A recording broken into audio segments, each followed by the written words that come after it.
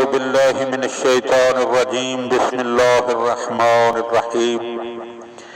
مولا کائنات حضرت علی ابن ابی طالب علیہ السلام کے مجموعہ کلام نہج البلاغہ کے تیسرے باب کا 391 نمبر فرمان۔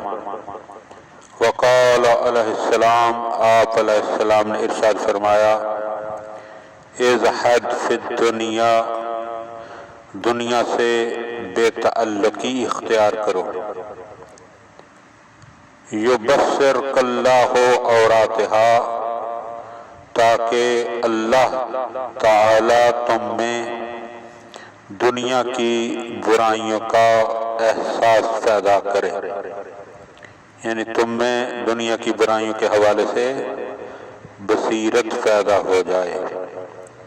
ولا تغفل، اور غافل نہ ہو جاؤ، فلستا بے مغفول عنکا،